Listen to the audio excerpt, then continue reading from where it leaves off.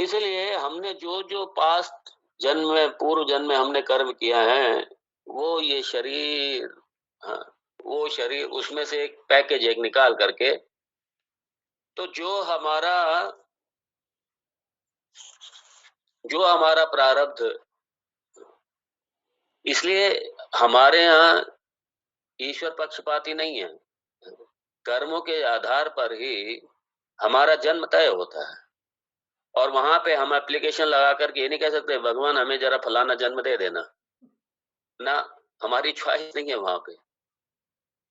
हमारा जो प्रारब्ध का पैकेज निकल के आएगा उसमें भैंस का जन्म है, कुत्ते का जन्म है, घोड़े का जन्म है, इंसान का जन्म है, ये भगवान जाने। तो उसी आधार पे हमारा जाकर के जन्म तय हो जाता है। इसलिए क्रिया शरीर उद्भव हेतु, और अब और बड़े मजे की बात है, क्योंकि हमारे पास चॉइस नहीं है, कोई चुनाव नहीं है कि हमें फलाने शरीर मिलना चाहिए। ठीक है, अगर आपको अपना जन्म सुधारना है, अगला आप चाहते हैं कि आपको अच्छे लोक में मिले, अच्छे जन्म, अच्छे उसमें मिले, तो अपने कर्म को सुधारिए। अपने पुण्यात्मा होकर के, सेवक होकर के, उपकारी होकर के, सदाचारी होकर के, धार्मिक होकर के अपने कर्म को सुधारिए। पहली बात तो कर्म से बिल्कुल जीरो होकर के इसी जन्म में मुक्ति पाइए। लेकिन अगर इस जन्म के हम इस लायक नहीं हैं, अगर हम ज्ञान हम प्राप्ति के लायक नहीं है, और हम उस आत्मसात करके हम जगत से पूरी तरीके विरक्त नहीं हो सकते, तो कम से कम हम अच्छे कर्म करके अपने आगे आने वाले जन्म सुधार लें। कम से कम हमें इस जन्म में अगर हमें नहीं मिल पाता ये सब ज्ञान और ये विद्या नहीं मिल पाती है, तो हम अपने कर्मों को ठीक करके अपनी आगे के कम से कम जन्म तो सुधार लें हम, कम से कम, ताकि अगले इस जन्म में, ठीक है मैं नहीं कर पाया, अगले जन्म में मेरा चलता रहे ये सब। तो वहां पे हमारा ये नहीं चलेगा भगवान को हम एप्लीकेशन दे दें और भगवान से कहें कि भगवान हमारा जरा, हाँ, हमारा जरा हमें, हम जो हम चुन रहे हैं आप मुझे वैसे ही दे दीजिए। नहीं होगा ये सब। भगवान क्या करेगा? हाँ,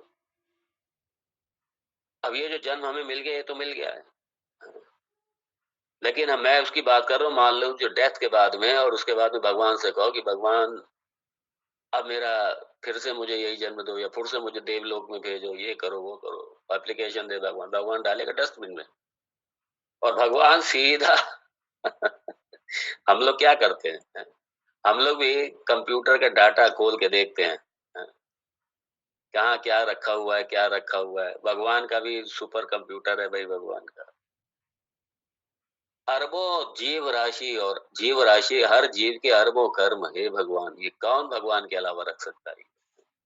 ये भगवान की शक्ति है। सबका हिसाब कौन रखेगा भगवान के अलावा? इसलिए फिर भगवान देखते हैं कि भाई ठीक है ये प्रारब्ध तय करेगा कि हम रोगी शरीर मिले या स्वस्थ शरीर मिले, या मेल का मिले, फीमेल का मिले, हैं? कैसे पेरेंट्स मिले, कैसे माता पिता मिले, कैसे परिवार मिले, कैसा स्थान मिले, कैसा देश मिले। तो ये हमारे जो प्रारब्ध है हमारा, वो फिर हमारा तय करता है जीवन को।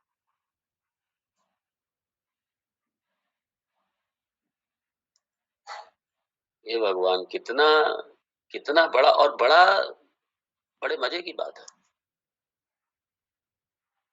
किसी का अकाउंट का कर्म, पुण्य पाप जो कुछ भी है वो किसी दूसरे अकाउंट में नहीं जा रहा, सबके अपने अपने अकाउंट मेंटेन है। आश्चर्य होता है, सबके अपने अपने अकाउंट मेंटेन है सबके। और ये सारा अकाउंट शरीर छोड़ने के बाद में जीव लेके चला जाता है, जीव लेके चला जाता है इसलिए नहीं पता। इसलिए हमारे पेरेंट्स जैसे भी हैं, कर्म है हमारा, हमारे मित्र जैसे भी हैं, हमारे संबंधी जैसे भी हैं, हमारा कर्म है।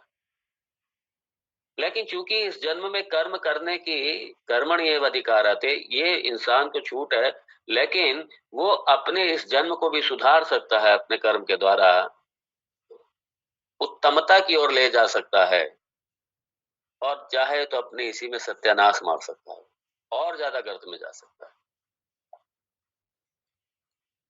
इसलिए चॉइस नहीं है हमारे पास। इस जन्म के कर्म के द्वारा तो हमारे पास में चॉइस है, लेकिन जो प्रारब्ध हम लेकर के आए हैं उसमें चॉइस नहीं है। जो दुख हमारे प्रारब्ध में हम लेके आए हैं हम शरीर को भोगने पड़ेंगे, जो सुख प्रारब्ध को लेके आए उसको भोगना पड़ेगा, दोनों भोगने पड़ेंगे। तो तो प्रिया प्रियो भवतः, प्रिया प्रियो मतलब अनुकूल प्रतिकूल, अनुकूल प्रतिकूल, अनुकूल मतलब हमारे पुण्य, प्रतिकूल मतलब हमारे पाप, अनुकूल मतलब हमारा सुख और प्रतिकूल मतलब हमारा दुख। और यही प्रिया अप्रिया, प्रिया, तो तौ प्रिया प्रियो भवतः, और ये सारा भी प्रिया प्रियो मतलब अनुकूल प्रतिकूल पुण्य पाप, ये भी कर्म के द्वारा, ये भी कर्म के द्वारा।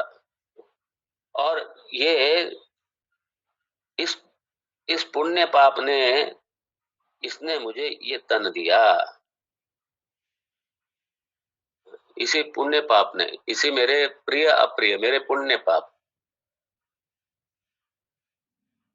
इसी ने मुझे मेरा जन्म निर्धारित किया। पुण्य पाप जो मेरे प्रारब्ध का प्रिय अप्रिय, इसलिए सारी विभिन्नताएं, ये सब प्रारब्ध का खेल है सारा। जिसका जो प्रारब्ध है उसे वो तन मिला हुआ है। किसी का प्रारब्ध है फुटपाथ पे पैदा हो रहा है, मकान ही नहीं है उसके पास। किसी का प्रारब्ध है, क्योंकि कर्म है ना किए हुए अपने अपने, किसी का प्रारब्ध है वो ऐसे घर में जन्म ले रहा है जहां पे पैसा रखने की जगह नहीं है, वो खर्च करने का बहाना ढूंढते हैं, खर्च करने का मौका ढूंढते, करेंगे क्या इतने पैसे का। और एक का प्रारब्ध है वो सुबह से शाम तक उसको खाना ही नहीं मिल रहा, बिल्कुल प्रारब्ध है इसका। कोई अमीरी में पैदा हो रहा है, कोई गरीबी में पैदा हो रहा है, कोई पशु बन करके, पक्षी बन करके, तिर्यक योनि, पेड़ पौधे, ये सब योनियां, नभचर, भूचर, जलचर, तीनों के अलग अलग, ये सारी इतनी बड़ी जीव राशि, या प्रिया प्रियो भवतः, प्रिया प्रियो, तव मतलब दोनों, प्रिया प्रियो यही प्रारब्ध के पुण्य पाप, अनुकूल प्रतिकूल भवतः। और ये क्यों होता है? इसलिए ये भी अपना प्रारब्ध है। क्या हम आप सत्संग कर रहे हैं, सत्संग में बैठे हैं,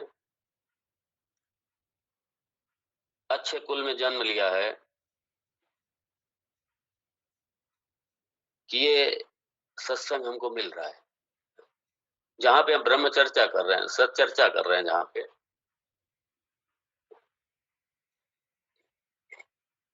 और इसीलिए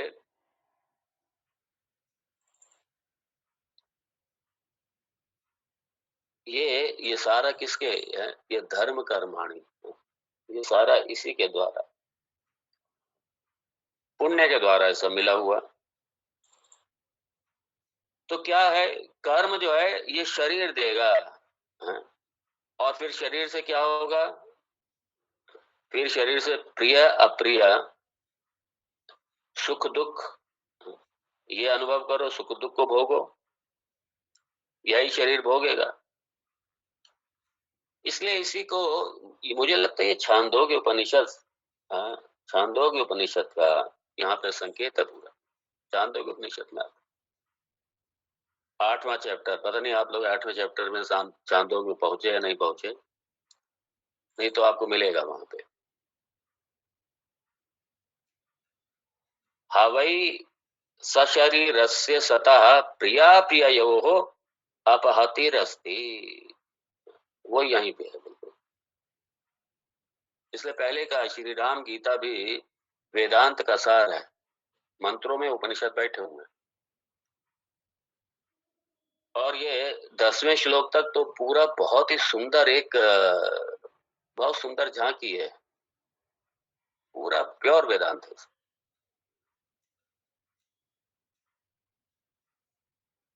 तो प्रिया और अप्रिया, प्रिया प्रिया मतलब अनुकूल प्रतिकूल, पुण्य पाप, और ये फिर राग द्वेष है, ये राग द्वेष के उत्पन्न करते हैं।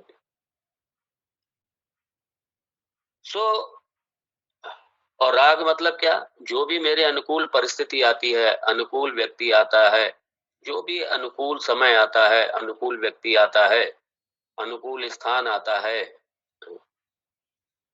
उससे मेरा राग हो जाता है, उसे मैं छोड़ना नहीं चाहता हूं। मैं सोचता हूँ ये बनी रहे, और उससे मैं आसक्त हो जाता हूँ, और मैं उसे सुरक्षित बना के रखना चाहता हूँ, नहीं नहीं ये बना रहे। इसलिए आसक्ति जब किसी से हो जाती है ना, कुछ भी हो जाए, जब किसी को किसी से आसक्ति हो जाती है तो फिर उसे छोड़ना नहीं चाहता, और वो चीज छूटती है तो बड़ा दुख होता है, बड़ा क्लेश होता है मन में।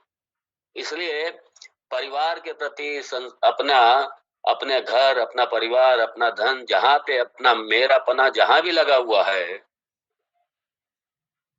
उसे छूटते हुए, छोड़ते हुए बड़ा दुख होता है, बड़ा क्लेश होता है, बड़ा तकलीफ होती है। इसलिए घर का अपना आदमी कोई चला जाता है, आदमी कई बार नर्वस ब्रेकडाउन हो जाता है, उसका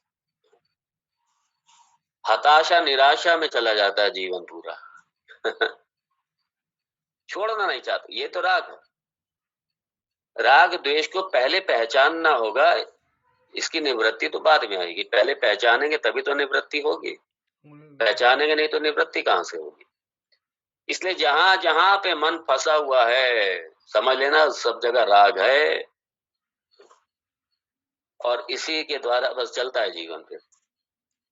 और दूसरा है द्वेष, जहां जहां से दुख मिलता है, जहां जहां से क्लेश मिलता है, तकलीफ होती है, प्रतिकूल लगता है कुछ भी, चाहे वो देश हो, व्यक्ति हो, वस्तु हो, कुछ भी हो, परिस्थिति हो, स्थान हो, उससे सब आदमी छुड़ाना, पीछा छुड़ाना चाहते हैं सब। और अगर जीवन का आकलन करें तो सिर्फ राग और द्वेष की पूर्ति में ही सारा जीवन लग जाता है, पूरा जीवन बता रहा हूं। दो शब्द के इर्द गिर्द ही सबका जीवन घूमता है, और राग मतलब प्रवृत्ति और द्वेष मतलब निवृत्ति। ये मैं व्यवहारिक पक्ष की बात कर रहा हूँ। सामान्यतः सारा जीवन इसी दो शब्द के इर्द गिर्द घूमता है। या तो हम जो अनुकूल परिस्थितियां हैं, अनुकूल कोई वस्तु है जिससे हमें लगता है सुख मिलेगा, जिससे हमें लगता है हमें आनंद मिलेगा, बस उसी को संचय करने में लगे रहते हैं, और संचय अगर हो जाए फिर उसके रक्षण में लगे रहते हैं, ये बनी रही है। उसकी कामना करेंगे, उसका संचय करेंगे, फिर उसका रक्षण करेंगे। और जिससे द्वेष हो, मतलब जो दुख देने वाली चीजें हैं, जो दुख देने वाले वस्तुएं हैं, जो भी हो, उससे छूटने का प्रयास करेंगे, निवृत्ति, उससे दूर भागने का प्रयास करेंगे, क्या ये हटे यहाँ से। इसलिए नई नई लोग कार बड़ा अच्छा लगता है, और उसके बाद में वही कार जब साल 2 साल बाद खटाड़ा हो जाती है, या कहीं एक्सीडेंट भगवान ना करे हो जाए, किसी ने ठोकर मार दी, कुछ भी हो गया, या मॉडल पुराना हो गया, फिर आदमी कहता है निकालो इसे, भगाओ, क्यों, वो सुख नहीं दे रहे, वो भगाओ, हटाओ इसको।